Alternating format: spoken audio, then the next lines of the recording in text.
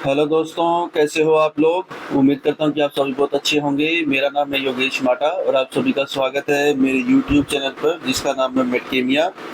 मेडकेमिया एक वो चैनल है जहाँ आपको फार्मेसी सब्जेक्ट से रिलेटेड सारी इन्फॉर्मेशन मिल जाएगी और वो भी बिल्कुल सिंपल लैंग्वेज में। चलिए तो शुरू करते हैं हमारा आज का वीडियो। तो हमारे आज के वीडियो का टॉपिक होने वाला है कुछ सैम्पल क्वेश्चंस हम डिस्कस करेंगे। की क्वेश्चंस आप कह सकते हो हम डिस्कस करने वाले हैं।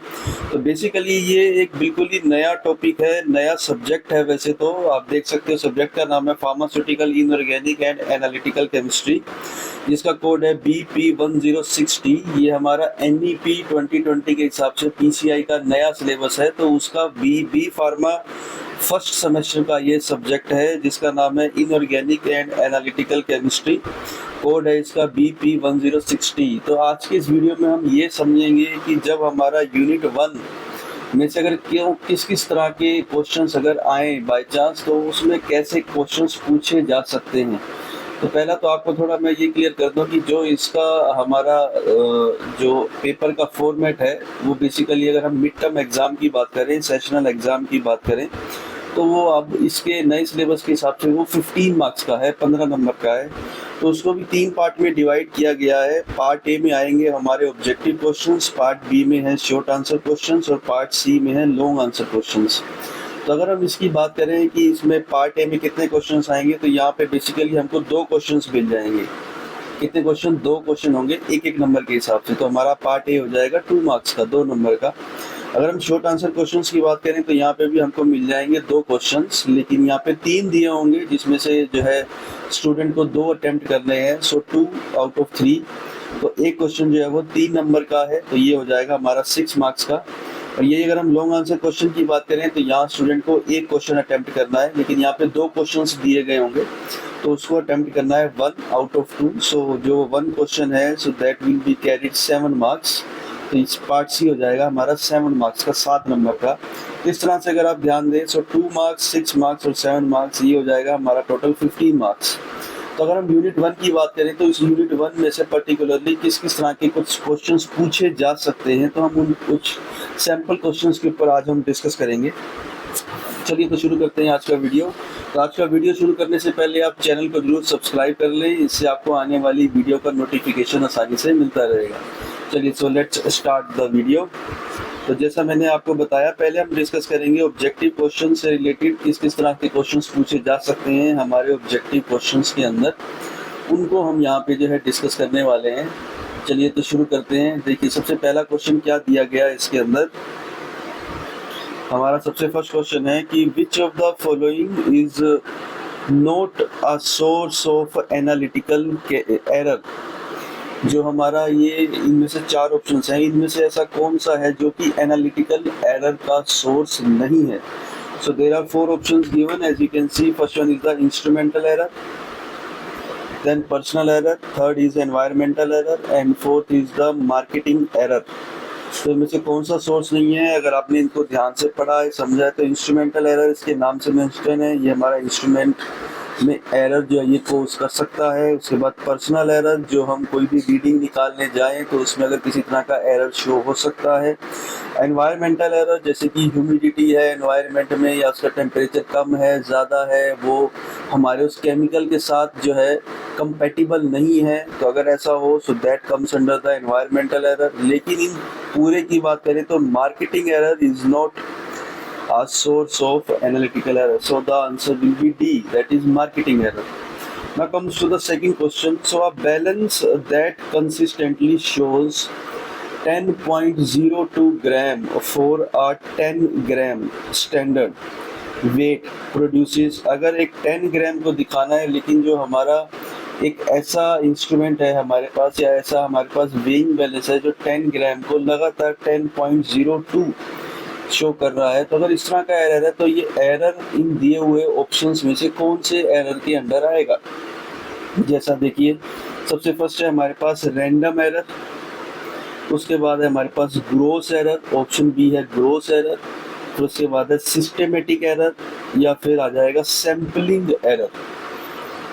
देखिए अगर हम इनकी बात करें, random error as the name indicate, जो रैंडमली शो हो, जिसका आपको एग्जैक्ट सोर्स का क्लियर ना हो पा रहा, जो रैंडमली हमारा एक्सपेरिमेंट के टाइम जो शो हो जाए। ग्रोस एरर मतलब जो एक टोटल हो जाए, जो ग्रोस हो जाए, जो इन सबको मिला के एंड में टोटल आए, जिसके बेसिस पे हमें एरर का पता लग जाए। So that is called systematic error. Sampling error की बात करें तो ये सैम्पलिंग एरर के अंडर भी नहीं आएगा बेसिकली, क्योंकि सैम्पलिंग का मतलब यहाँ पे हमारा अलग हो जाता है, जो कि इस वेइंग बैलेंस के एरर से रिलेटेड नहीं है। So the answer will be C, that is systematic error. इसका आंसर रहेगा हमारे पास सी। आई होप आपको क्लियर हो गया होगा। Now comes to the next question, which of the following methods is used to minimize impurities from manufacturing equipment. तो अगर एक बार इसको हम ध्यान से पढ़ें कि ऐसा कौन सा इसमें मेथड है जो कि हमारा इम्प्योरिटीज को मिनिमाइज करता है, किससे? मैन्युफैक्चरिंग इक्विपमेंट से। मैन्युफैक्चरिंग इक्विपमेंट से जो है हमारी इम्प्योरिटीज जो है वो मिनिमाइज हो जाए। क्लियर? इसमें 4 ऑप्शन है, जैसा आप देख सकते हैं। First one is the regular maintenance करने से क्या मैन्युफैक्चरिंग इक्विपमेंट में ऐसा चेंज हो सकता है, या वो एरर को, इम्प्योरिटीज को मिनिमाइज कर सकता है। सेकेंड है यूजिंग रिसाइकल्ड सॉल्वेंट्स, फिर है इंक्रीजिंग टेम्परेचर, और थर्ड है रिड्यूसिंग रिएक्शन टाइम। तो बेसिकली हमारे जितने भी ये मैन्युफैक्चरिंग इक्विपमेंट्स हैं, ये जो है रेगुलर मेंटेनेंस मांगते हैं। आपको उनको मेंटेन करना बड़ा ज़रूरी है, क्योंकि जाहिर सी बात है वो मशीन्स हैं। अगर आप उनको रेगुलर यूज़ करोगे और मेंटेन नहीं करोगे, so definitely there is a chance that your product may get any kind of error, your final product may get any kind of error. So the answer will be A. अगर हम अपने को इस impurities को minimise करना है, so do you have to maintain your instrument और equipment regularly. So the answer is A, that is regular maintenance. इसी तरह के और क्वेश्चंस दिए गए हैं हमारे पास, चलिए उनको समझने की कोशिश करते हैं और किस किस तरह के ऑब्जेक्टिव क्वेश्चंस पूछे जा सकते हैं। देखिए नेक्स्ट क्वेश्चन क्या होने वाला है हमारा। सो नेक्स्ट क्वेश्चन है हमारा, देखिए how can improper handling of pharmaceutical substances lead to impurity issues? How can improper handling, अगर आप pharmaceutical substances की improper handling करें, so that lead to the impurity issues। तो इनमें से ऐसा क्या है जिससे कि impurity issues हो सकते हैं? That is basically you can say based on the improper handling of pharmaceutical substances। So there are 4 options again. So the option A is by introducing dust or particulate matter। अगर आप उसमें dust और matter को किसी तरह से जो है वो इंट्रोड्यूस करें, so that maybe you can say lead to impurity issues। By improving chemical stability, option C is by enhancing product purity, option D is by controlling temperature effectively। अगर आप ध्यान दें, ऑप्शन ए को छोड़ के बाकी सब किसी न किसी चीज़ को इम्प्रूव कर रहे हैं, एनहांस कर रहे हैं, कंट्रोल कर रहे हैं। तो अगर आप इम्प्रूव ही कर देंगे तो उनसे इम्प्योरिटी इशू तो क्यों ही होगा। तो लेकिन क्वेश्चन ये है कि इम्प्योरिटी इशू किससे हो सकता है। इसका आंसर भी है ए, बाय इंट्रोड्यूसिंग डस्ट और पर्टिकुलेट मैटर। अगर ऐसा होगा, so that may lead to impurity issues in your final product. Clear? So the answer will be A, that is by introducing dust or particulate matter। Now let's see the fifth question, which compound is formed as a precipitate during the limit test for chlorides। जब हम limit test करते हैं chlorides का, तो हमारा उस particular limit test में कौन सा ऐसा कंपाउंड है जिसका जो है प्रेसिपिटेशन होती है, या आप बोल सकते हो अगर वो कम क्वांटिटी में गिवन है तो ओपेरिसेंस या टर्बिडिटी किसकी शो होती है। So there are 4 options again, NaCl, AgCl, PbCl2, BaCl2, sodium chloride, silver chloride, lead chloride या फिर बेरियम क्लोराइड। तो इसका थोड़ा सा हम एक्सप्लेन कर लेते हैं। यहाँ पे जो NaCl है वो हमारा स्टैंडर्ड कंपाउंड होता है in the limit test for chloride. So when it will react with the AgNO3 यानी कि silver nitrate, it will form AgCl, silver chloride as precipitate, और if it is present in small quantity then it will occur in the form of opalescence or turbidity। So the answer will be B, यानी कि AgCl, that is silver chloride। Clear? Now see the next question, that is question number 6। Which of the following is a classical or you can say chemical analytical technique? Classical technique कौन सी है और chemical analytical technique कौन सी है इनमें से? Classical या फिर chemical. देखिए क्या HPLC है हमारा, क्लासिकल या केमिकल, UV स्पेक्ट्रोस्कोपी है, एसिड बेस टाइट्रेशन है, या फिर इंफ्रारेड स्पेक्ट्रोस्कोपी है। अगर आप ध्यान दें इसमें जो अगर हम क्लासिकल की बात करें वो है हमारा एसिड बेस टाइट्रेशन। बाकी जितनी भी हैं ये आपकी अलग टेक्निक्स है, ये क्लासिकल के अंदर नहीं आती, ये हमारी इंस्ट्रूमेंटल टेक्निक्स के अंदर आती है, ये अलग एनालिटिकल टेक्निक्स के अंदर आती है। ठीक है, so the answer will be C, यानी कि एसिड बेस टाइट्रेशन। इसी तरह के और क्वेश्चंस हमारे पास दिए हुए हैं, चलिए उनको समझने की कोशिश करते हैं और क्या क्या क्वेश्चंस जो हैं पूछे जा सकते हैं इसके अंदर। देखिए नेक्स्ट क्या है हमारे पास। So the next question as per this video, the next question यानी कि 7th क्वेश्चन हमारा कौन सा दिया गया है, आप देख सकते हैं। What is the principle behind the sulphate limit test. जो हम प्रिंसिपल करते हैं जब सल्फेट के लिमिट टेस्ट का, तो वो किस चीज़ के ऊपर बेस्ड है या कौन सा उसमें दिया गया है। तो देखिए सिंपल है कि sulphate reacts with nitric acid to form a gas, ऐसा है क्या। Second is sulphate forms a coloured complex. उसके बाद है sulphate is precipitated as barium sulphate, और sulphate is reduced by nitric acid. अगर आपने इसको ध्यान से पढ़ा है आपको ध्यान होगा, मैं थोड़ा सा यहाँ क्लियर कर देता हूँ। बेसिकली हम इसमें पोटेशियम सल्फेट यूज़ करते हैं जो कि बेरियम क्लोराइड के साथ रिएक्ट करता है और वो बनाता है हमारा बेरियम सल्फेट। तो बेरियम सल्फेट जो है वो प्रेसिपिटेशन की फॉर्म में, और अगर वो कम क्वांटिटी में दिया गया है या आप कह सकते हो वेरी लो क्वांटिटी में है, तो it will exist in the form of opalescence और turbidity. Clear, so the answer will be C. तो वो हमारा इस मेन प्रिंसिपल पे दिया हुआ होता है जो कि है हमारा sulphate limit test. Clear, now the next one, what is the role of alcohol in the limit test for sulfates।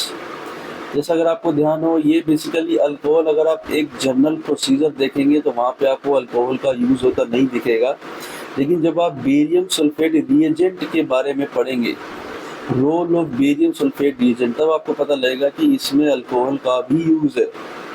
क्योंकि अगर आप एज सच प्रोसीजर इसका चेक करेंगे तो उसमें अल्कोहल का कहीं कोई जिक्र नहीं किया गया। ठीक है, तो मेन बात यह है कि अगर आप बेरियम सल्फेट रिएजेंट बनाने में अल्कोहल का यूज कर रहे हैं, so what is the role of that particular solvent that is alcohol. So option A is it is going to act as oxidiser, it increases solubility, it stabilizes the precipitate, or it helps to prevent super saturation। Basically it helps to prevent the super saturation। super saturation कैसे होगा कि when you are going to add more and more sulfate ions, clear है, तो जाहिर सी बात है वहाँ पे यहाँ पे सुपर सैचुरेशन का मतलब कि उसके अंदर प्रेसिपिटेशन ज़्यादा हो जाएगी। क्लियर, चांसेस है कि प्रेसिपिटेशन हो जाएगा। तो उस चीज़ को रोकने के लिए कि वो प्रेसिपिटेशन की फॉर्म में ना आए, it exist in the turbidity और opalescence form only, that's why we add alcohol. Clear, so the answer will be D, यानी कि helps to prevent the supersaturation. Clear, now the next one, 9th question, as you can see, which reagent is used to develop color in the limit test for iron। Iron की अगर हम बात करें तो उसमें जो एक colour develop होता है जो बेसिकली पर्पल कलर है, वो कैसे डेवलप हो पा रहा है। So option is potassium dichromate के कारण, फिर है 1,10 फिनेंथ्रोलिन के कारण, नेक्स्ट इज द थायोग्लाइकोलिक एसिड के कारण, या फिर थायोग्लाइकोलेट एंड अमोनियकल मीडियम। देखिए इसमें दो ऑप्शंस डायरेक्ट हैं जो कि इसका आंसर नहीं होंगे अगर आपने इसको ध्यान से पढ़ा है। ए और बी दूर दूर तक इसका आंसर नहीं जो है वो जस्टिफाई कर रहे, सी और डी इसका जस्टिफाई कर रहे हैं, पर आपको यहाँ पे कंफ्यूज नहीं होना है। देखिए बेसिकली जो इसका प्रिंसिपल है उसमें क्या है कि जब फेरस आयन रिएक्ट करते हैं थायोग्लाइकोलिक एसिड के साथ, then they will form ferrous thioglycolate. Ferrous thioglycolate आपको देता है पर्पल कलर, बट वो तभी देता है जब वहाँ पे अमोनिया एल्केलाइन मीडियम हो, अमोनिया के कारण एल्केलाइन मीडियम हो, क्योंकि अमोनिया इज अ बेस। अगर वो एल्केलाइन मीडियम बना दे तो ही पर्पल कलर जनरेट होगा, वरना पर्पल कलर जनरेट नहीं होगा। तो कुछ बच्चे इसमें गलती कर जाते हैं कि वो सिर्फ थायोग्लाइकोलिक एसिड दिखाते हैं, तो इसका आंसर सिर्फ थायोग्लाइकोलिक एसिड नहीं है, इसका आंसर है thioglycolate and ammoniacal medium. So the answer is D, thioglycolate and ammoniacal medium. I hope आपको ये समझ में आ रहा होगा। अब हम चलते हैं कुछ और क्वेश्चंस की तरफ और किस तरह के हमारे यूनिट 1 में क्वेश्चंस पूछे जा सकते हैं यूनिट 1 के अंदर। So the next question, 10th question, as you can see, what is the role of citric acid in the iron limit test? Citric acid का बेसिकली क्या रोल है? So as you can see, जैसे मैंने आपको बताया था citric acid क्या करता है, ये हमारा बेसिकली आयरन का प्रेसिपिटेशन नहीं होने देता अमोनिया के साथ। So as you can see, there are 4 options like it is going to increase acidity, it acts as a color enhancer, it is going to prevent precipitation of iron, or it acts as a complexing agent.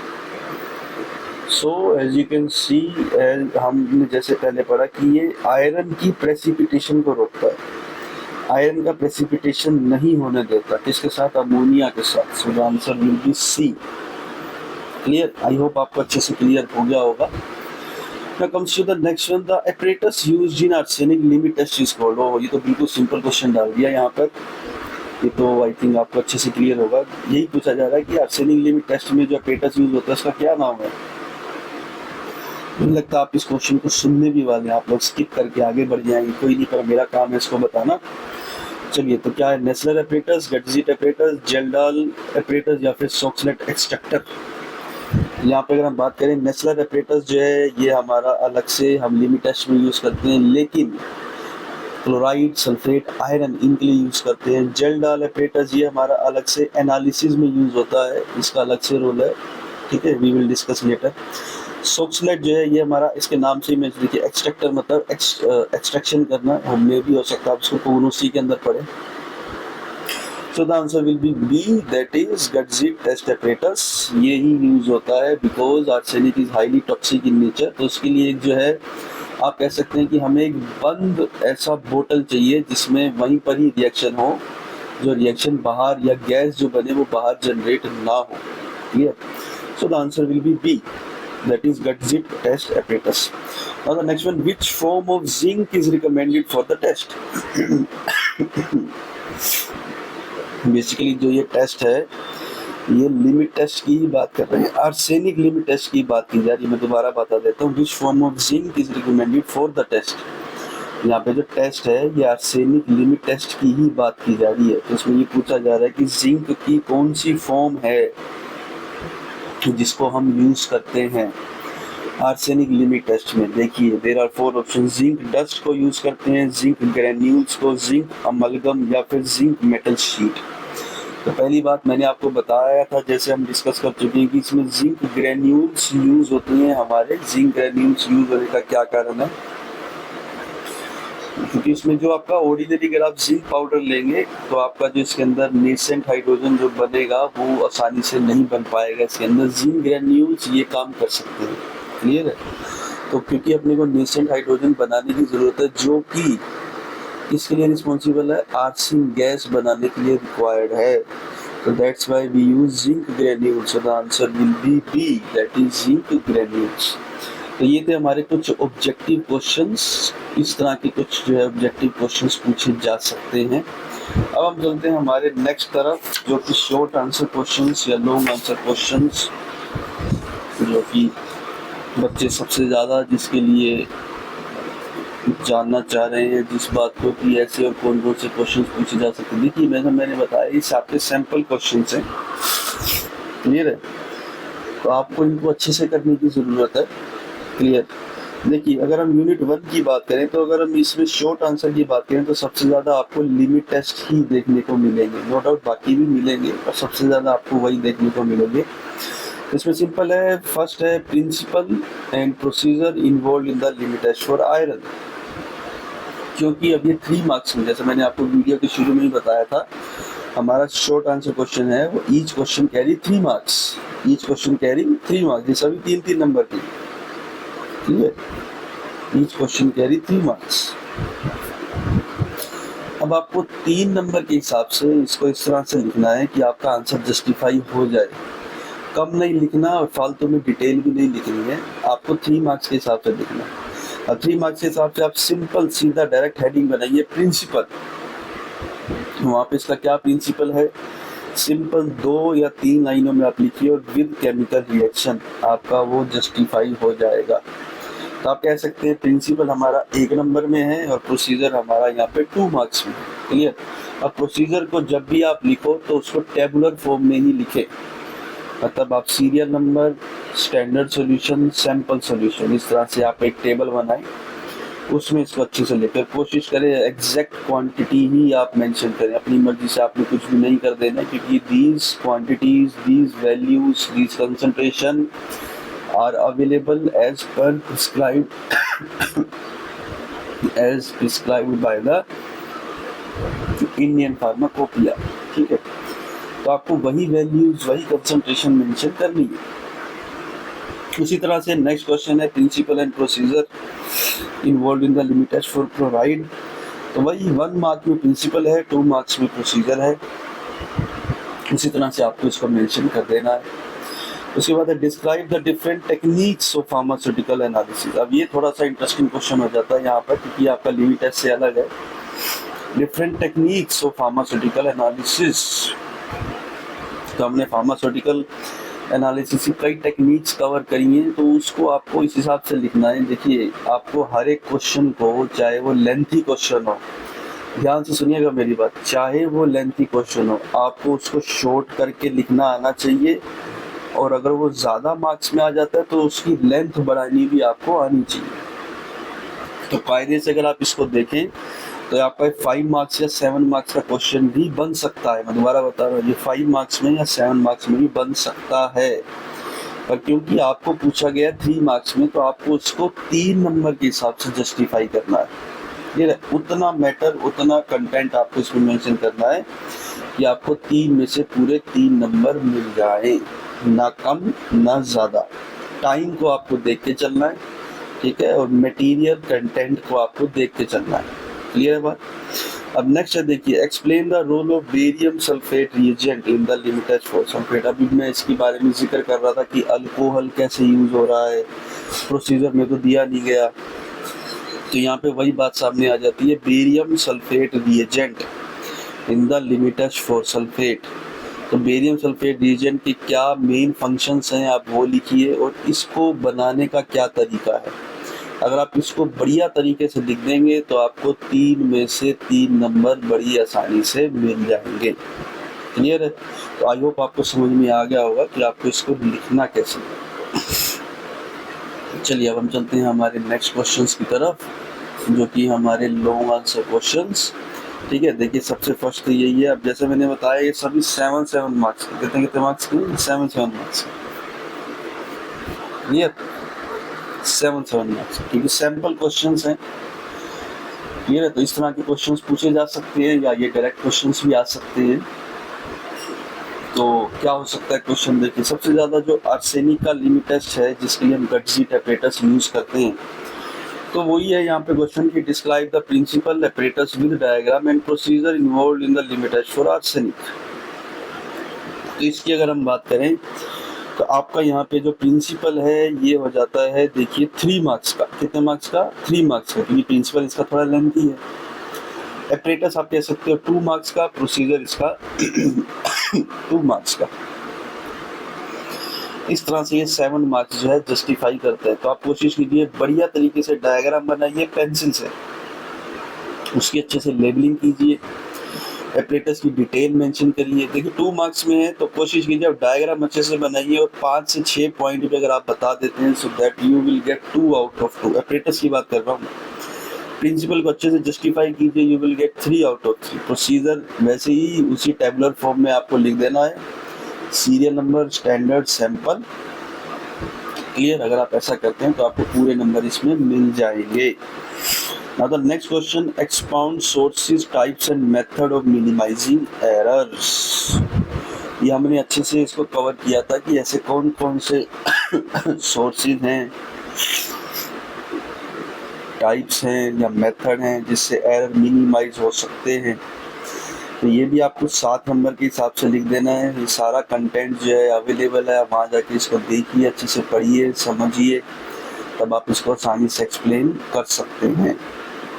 और एक और question पूछा जा सकता है हमारा long answer के अंदर कि explain in detail about the sources and types of impurities in pharmaceutical substances.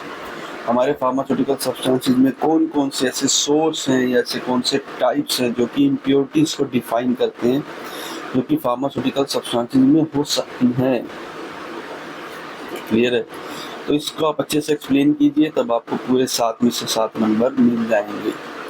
तो दोस्तों, ये था आज की इस वीडियो के बारे में। हमने आज कुछ सैम्पल क्वेश्चंस जो हैं डिस्कस किए हैं, जो कि यूनिट 1 से रिलेटेड थे। तो आई होप आपको वीडियो ये अच्छा लगा होगा, आपको इससे काफ़ी कुछ जानकारी मिली होगी। अगर आपका वीडियो अच्छा लगा आपको ये, तो आप चैनल को जरूर सब्सक्राइब करें, इस पर कमेंट करके बताएं, इस वीडियो को जरूर लाइक करें, अपने फ्रेंड्स के साथ शेयर करें।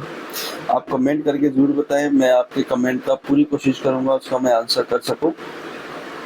तो आज की इस वीडियो में इतना ही। Thank you so much.